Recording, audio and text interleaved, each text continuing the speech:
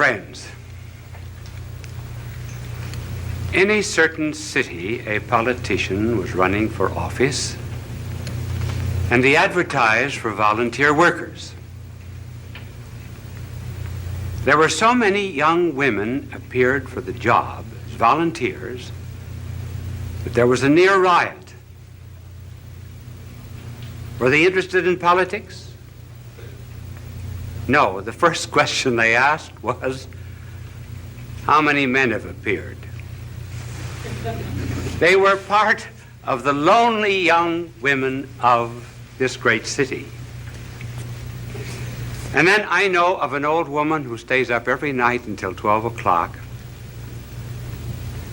to hear the announcer say, "We are now signing off. Good night, and have a good sleep." That relieves her of her loneliness.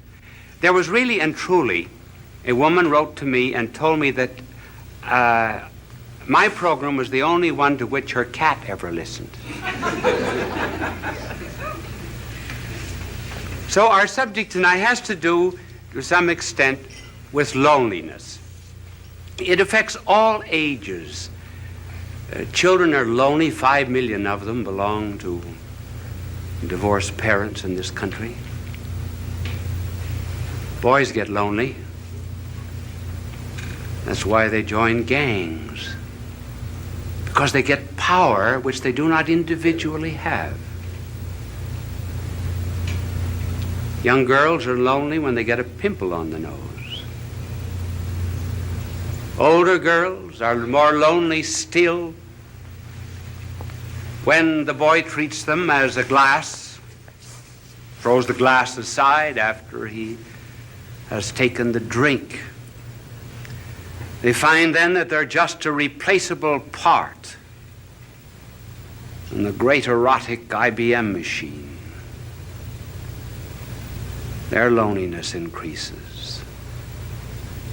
Then there's the loneliness of leadership, being the top man on the totem pole. There's the loneliness of being at the bottom of the totem pole, because you're just one of the masses. You're apt to lose your personality. The loneliness sometimes of marriage, where all the jokes have been told. There's no new event to narrate. And it's the terrible solitude of being alone together. And then even when it does remain fine and noble and rich, even in moments of greatest unity, there is a feeling of apartness after such an ecstasy. One hopes to completely submerge oneself, and yet one finds oneself back again. The hypochondriacs, of course, are lonely. And so we were asked to talk on this program about this subject of loneliness. And I'm going to give, after these facts, which we have just narrated, I'm going to give first the causes, and then I'm going to suggest some remedies. Now, I didn't know whether to use the blackboard or not. My angel is here, and I cannot think of any diagram that I could use. Just write causes on the board. So I'm afraid I will not be able to use my angel, but just before I came on the program, he wanted to know if I would play a game of golf with him tomorrow. And I told him that I was not old enough for golf because I play tennis twice a week. When I get old, I am going to play golf, and I'm going to have a wagon, too, to take me around from hole to hole. But he was telling me that the other day he was playing golf, and he drove off 225-yard hole it was, and the ball went right into the cup. And he looked up to heaven and he said, "Dear Lord, let me do this by myself." He's not a lonely angel, as you see.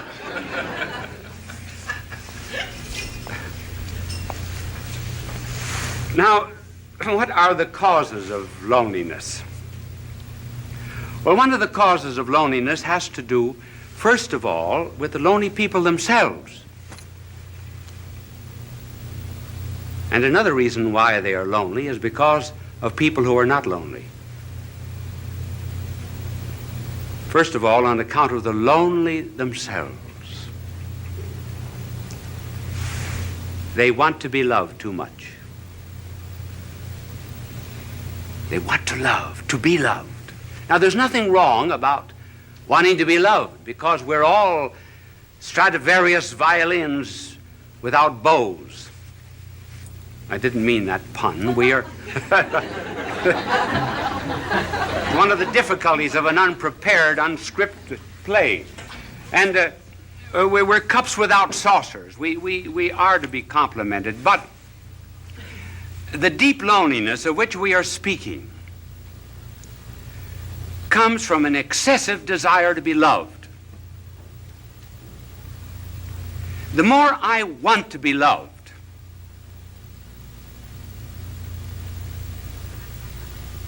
the less I am loved. The less I'm loved, the less lovable I become. The less lovable I become, the less I am capable of loving others. And that's how, by a desire to seek only oneself and to please oneself, one gets caught like a bird in a fowler's net. And the more one struggles to get out of this loneliness, the more one is captured by it. Just take some concrete examples of this desire to be loved. I know of a mother whose daughter was away at college. And she used to call up the daughter every night. Would keep the daughter on the phone for an hour and protested to the daughter that she was not appreciated as she should be. And because other girls in this college wanted to use the phone, she said to her mother, "Mother, I'm forbidden to use the phone anymore." One day, the superintendent had sent for her, and she was unable to answer the phone, and she told her mother, "Send someone to answer the phone for her." The mother said, "This is the end." And she refused to see her daughter again. Thus, by wanting too much to be loved without loving, one loses even the love that one seeks. And then there was a fiancée. She used to. I wonder if any of you young women in the audience ever do that. Do you know what she would do? She would write down in a book every time the boyfriend called how long he spoke. She also wrote down how often he wrote and how many words he wrote in each letter. She felt that she wasn't loved enough, so she began writing herself anonymous letters, threatening her. And she said that these letters came from a well-known author in the city.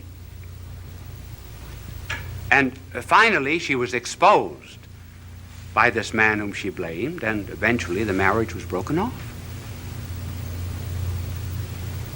She just loved too much, loved to be loved. And then there was the wife who felt that her husband was paying no attention to her, insisted that he stay away from work. She wanted to go to a picnic, wanted to go to the beach, and he found excuses many times, and finally he lost his job. The marriage broke up. So one of the principal reasons of loneliness, therefore, is this egotism which seeks only oneself. And you can already see the cure anticipated by the mere fact that we mention this cause. But then there's another cause of loneliness, and that's on the part of the people who are not lonely. they do not bring any love to these people.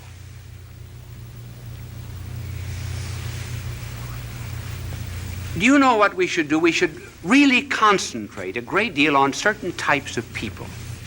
We should concentrate on the unfortunate, on the poor, on the socially disinherited, on the unloved, particularly the unloved, and on the ugly.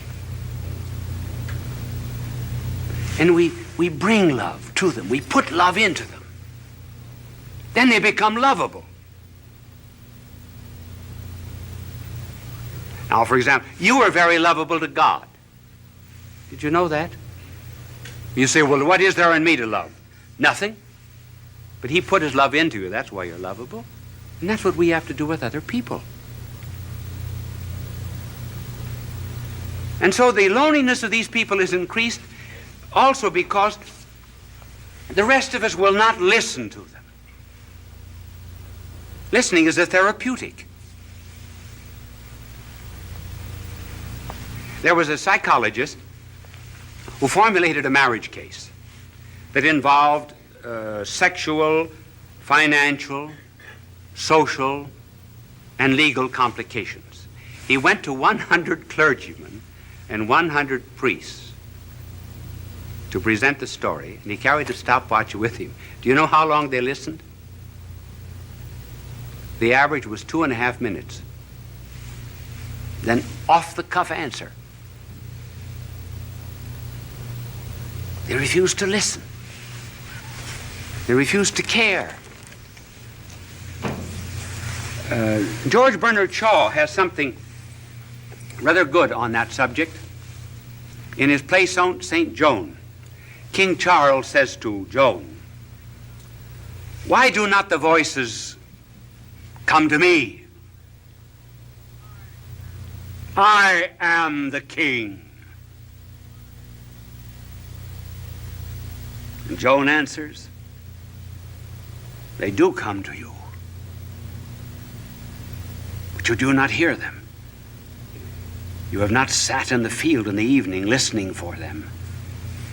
If you prayed from the bottom of your heart and listened to the thrilling of the bells and the trilling of them after they had stopped ringing, you would hear the voices, just as I do." In other words, listening is a therapeutic, a cure for lonely people. We do the same thing with our prayers. We wouldn't do to a doctor what we do to God. Would we go into a doctor and mumble off all of our symptoms and then say, "Bye, doctor"? Not listen. So listening on our part, refusal to listen, is one of the causes that intensifies this forsakenness. Now, what is a cure? Well, there are several cures, and we will just have time to mention one that is very important, namely caring for other people. When we're lonely, go out and serve. Then loneliness goes out through our fingertips. Our heart opens. The Chinese have a proverb, if you're without shoes, go out and find a man without any feet.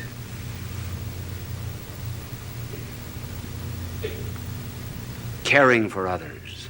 I remember when I first went to Europe to study, to do my university work as a young priest. The first Christmas I was lonely. I was really lonesome. I think it was the only time in my life I was lonesome.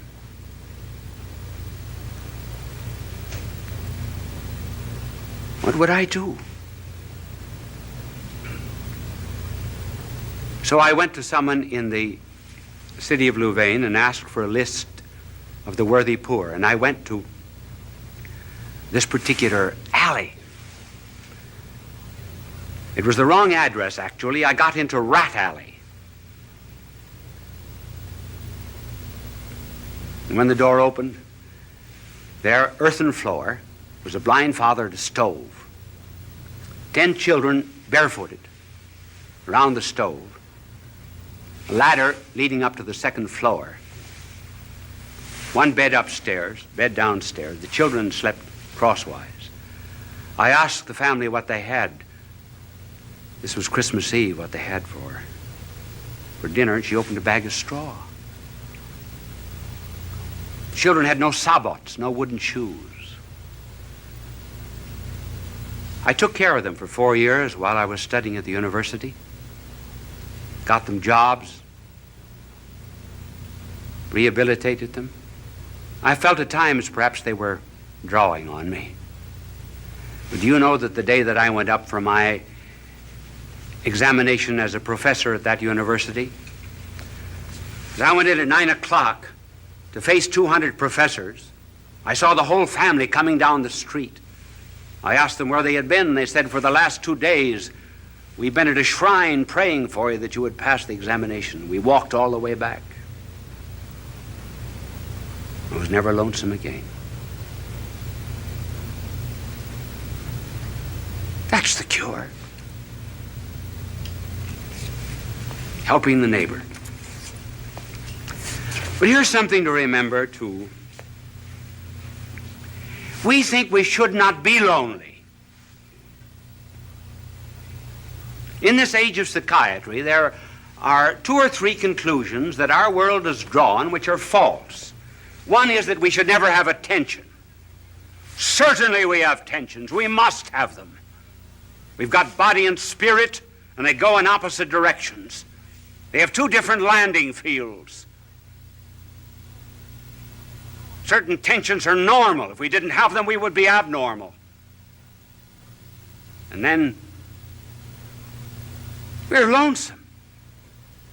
Sure. There's a metaphysical loneliness. Perfection is not here. This is not our home.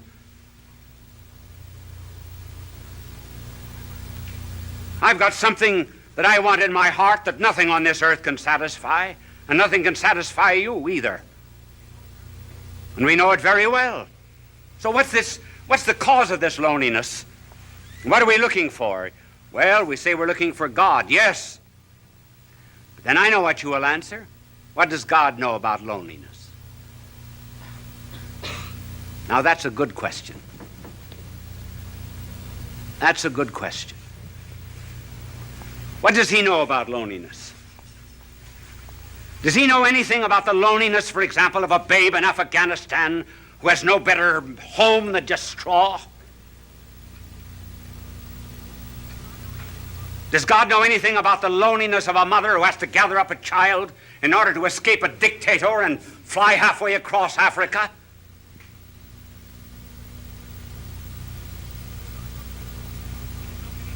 Does God know anything about the loneliness of a man that's born on the wrong side of the tracks? Who's isolated socially from people simply because his hands are calloused with common labor and is denied decent society? Sure, does God know anything about that kind of loneliness, for example, in which one is expelled from a city, disowned by one's own people? Does he know anything about the loneliness of being deserted by friends? Does he even know anything about the loneliness of feeling doubts? Doubts even about religion, doubts even which one cries out, "Why hast thou abandoned me?" Does God know anything about these things? Yes, those are good questions. Now suppose that there was a figure that came into all of this loneliness and so immersed himself in it that he would not immunize himself from it, would not cut himself off from it. Would you, for example, be the only one on the battlefield that was whole and not help any of the wounded? And so if there was a figure that came into this world of ours and refused to isolate himself from loneliness and felt it so much that blood poured out from his body, felt loneliness so much that as if all the robberies of the world were thrust into his hands, as if he himself were guilty, that felt all loathsome carnality so much that his flesh was hanging from him like purple rags, Suppose someone came into this world and went into all of this loneliness, took it all, and was not overcome by it, but conquered it all. Then what? Then I may be lonely every now and then, but I'll not be overcome by it. Then I have a captain, kind of a captain who did presses not a button in heaven from a celestial command. But I have a captain who stumbled to a throne.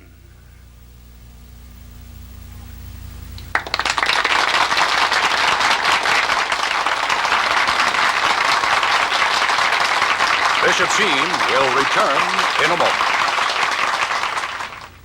moment. Did that telecast seem a little short to you? Actually, I was just informed that we were 1 minute short. Now, I have a clock before me over there, and I keep my eyes on it. But this clock here was right. I finished 3 seconds before the time. But up in the control room, that celestial command that I just talked about, they figured it wrong by 1 minute.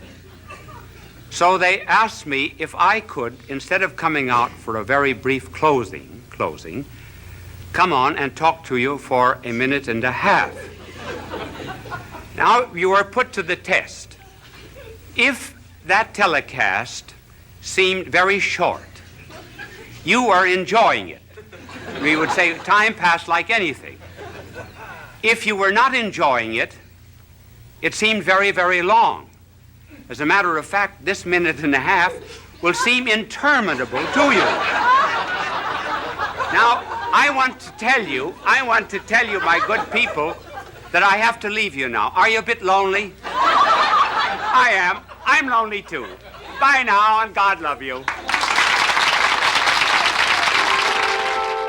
Fulton J.Sheen is indeed a man for all seasons.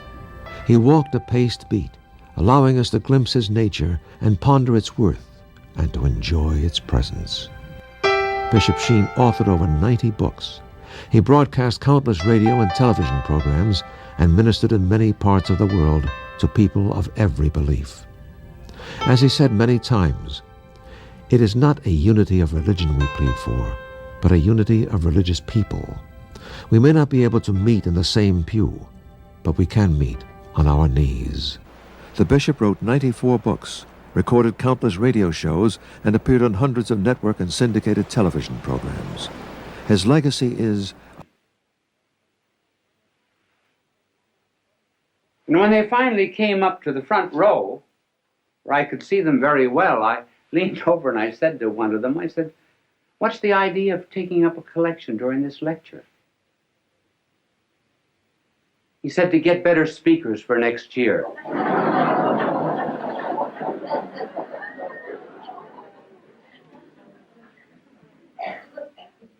So I am not presenting myself as a model to you on how to talk. It's just merely that there have been so many letters coming to me asking me to give a few suggestions that I will give them to you. They are only personal. They may not apply to everyone, but I will give them to you for what they are worth. If I can talk now, I certainly couldn't always talk. There came a turning point in my life. It was in college when I was a freshman. I was on the debating team, which was in the college that I attended a great honor because they put a tremendous premium on debating. I thought I was good because, after all, I was picked as a freshman. I had to be good.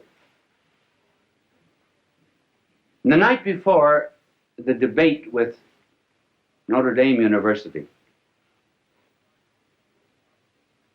the coach of our debating team, Father Bergen, called me over to his office and he said, "You are the worst talker we've ever had in this college." Well, that was a terrible shock to me.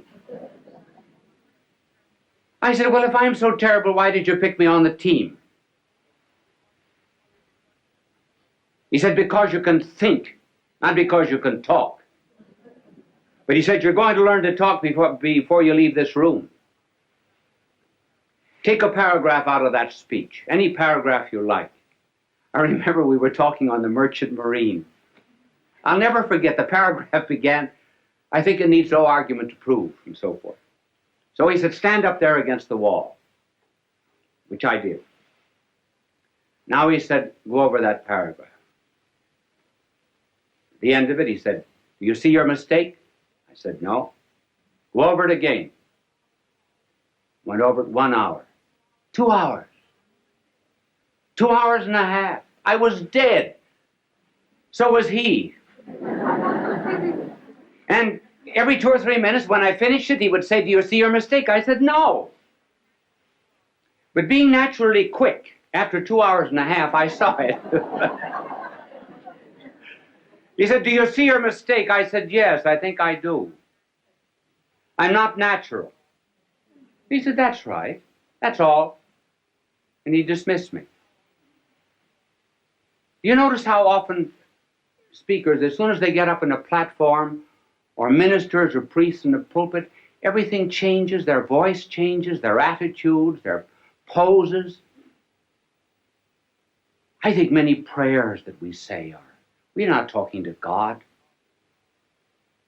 We're talking to an audience, particularly prayers at banquets, and inaugurations and so forth.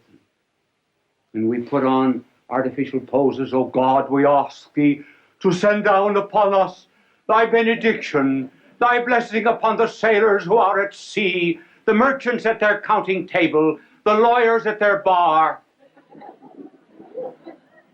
Well, that's not the way people talk.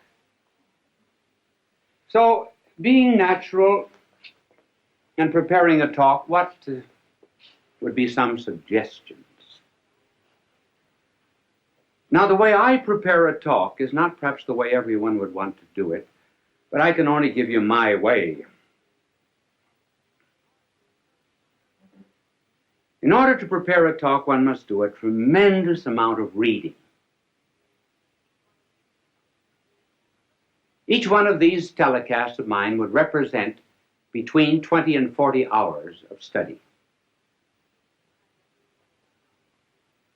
When I get through, what have I got? Nothing but a bits of yellow pages. I think I have one in my pocket. But before I show it to you, I will tell you what I do. I study, I do research, and I begin to understand the subject. Then, when it gets into my head, I begin to write out points.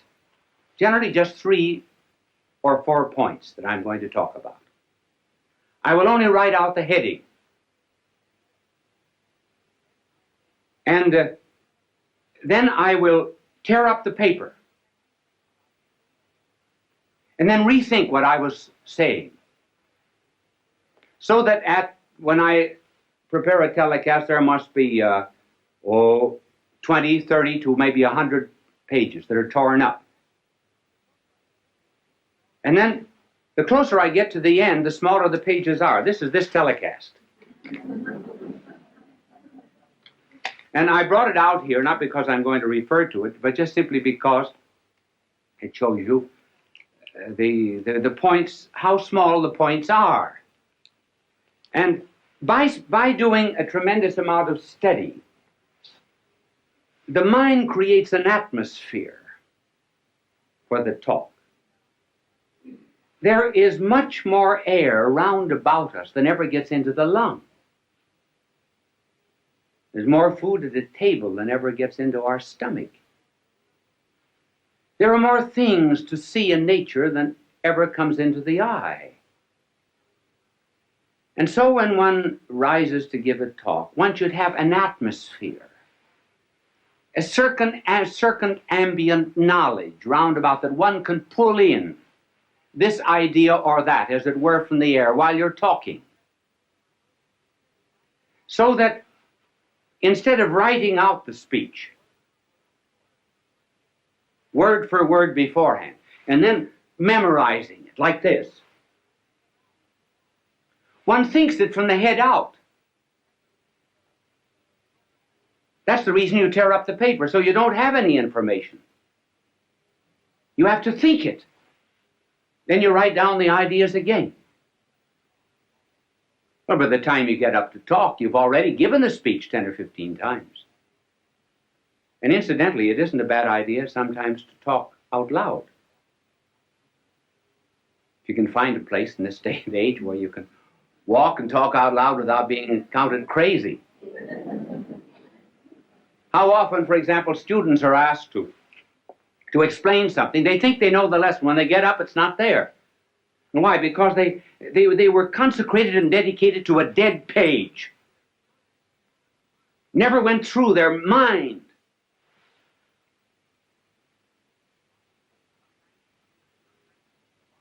Sometimes teachers are just textbooks wired for sound. And studying is nothing but what is in print, passing from the mind of the book to the notebook of the teacher, or rather from the notebook of the teacher to the notebook of the student without passing through the mind of either. Now, this method of preparation is not, is hard. It's very much easier to write something out and then to learn it than to do it this way. Sometimes if you do not feel well when you're giving a telecast or a lecture, thoughts do not come. You cannot always recall exactly what you had in your mind. But at any rate, there's a spontaneity. That's what people like. Even the mistakes you make. Now, one of the reasons, for example, why people like to have me draw is because everybody in the audience can draw better than I can. They feel they're far superior, and rightly so. So if I make a mistake in talking, fine. That's good. They say, I could do it just as well as that. And they can. This method, while it's harder and is a wonderful preparation for absorbing knowledge, has difficulties. One difficulty is that there are some people who give speeches who must write them out. For example, the President of the United States has to have his speeches written because every word is important. Then, too, there are some things that are not worth learning.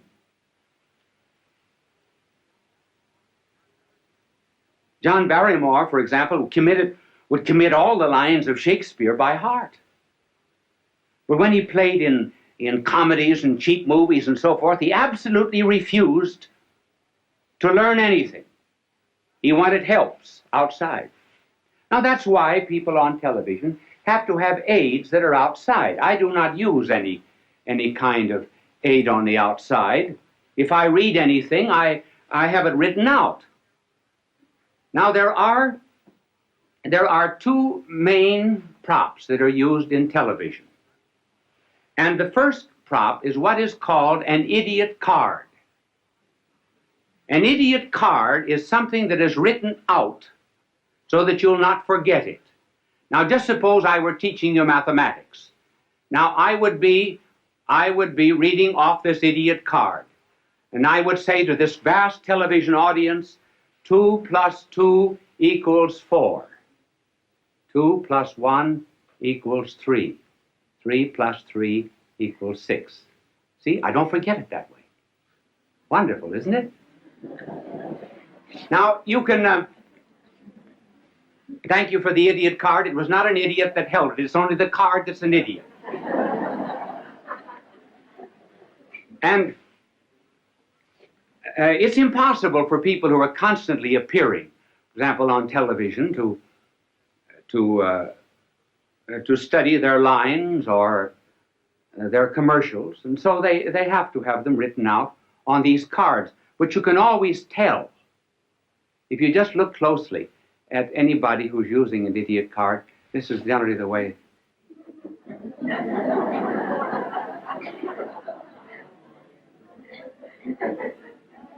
So do not be hard on them. If I were saying something that was not worth committing to study, I certainly would use one too.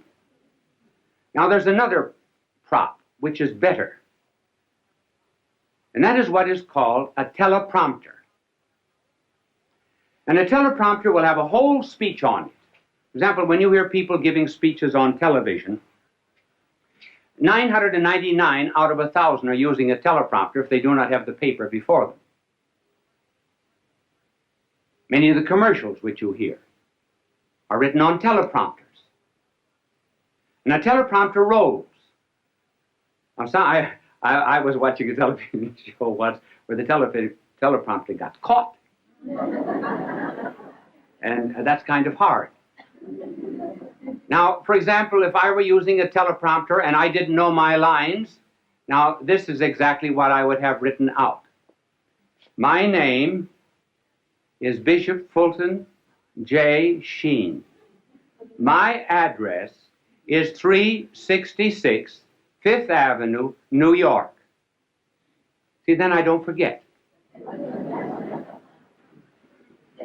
Now, this is the teleprompter. These are some of the aids that are used in television, and television simply could not exist without them. And they are helpful, too, simply because one is apt to forget. Many times, you're standing before a television camera, momentarily I can't think of the next point. Well, I'll throw in a story or something till it comes back to me. You don't know it, but I do. I don't get too embarrassed. I don't get flustered because I can't remember it. I remember, I was giving a talk once in Ireland at the Eucharistic Congress. I've forgotten when it was, sometime, a long time ago. If there was ever a time in my life I wanted to do well, it was then. And I was reciting a poem that I know just as well as I know the Our Father. It was a poem written by an Irishman, Joseph Mary Plunkett. And the poem was, I see his blood upon the rose, and in the stars, the glory of his eyes. His body gleams amid eternal snows, his tears fall from the skies. I see his face in every flower. The thunder and the singing of the birds are but his voice. And carven by his power, rocks are his written words. And I forgot the next line. The reason I forgot was because I had said something before that the audience seemed to have taken politically. I didn't want it to have political significance. So while I was reciting this poem, I was giving myself an intellectual spanking. And I spanked myself so hard that when I got to the 9th line of this poem, I forgot. And I said to the audience, I forgot. Well, tremendous crowd there, tens of thousands of jaws dropped in disappointment. And when an Irish jaw drops, it collapses. So I had to get myself out of the difficulty. There came to me then a line of Patrick Henry. Not the one that you know. Oh, Patrick Henry also said something else. He said, when you're in difficulty in an oration, throw yourself into the middle of a sentence and trust to God Almighty to get you to the other end. And so I began. I didn't know what I was going to say, but I started. I said, I'm glad I forgot. So I didn't know how I was going to continue, so I started again. If I had ever wished to have forgotten anything, so I thought I'd give myself another jump on the springing board. If I had ever prayed to have forgotten anything, I should have prayed to have forgotten these lines of Joseph Mary Plunkett. I think there's beautiful symbolism in their forgetfulness. And that symbolism is that standing on the anvil of Ireland's soil, one should be able to hammer and forge out the sparks of his own poetry and not be dependent upon a magnanimous soul like Joseph Mary Plunkett.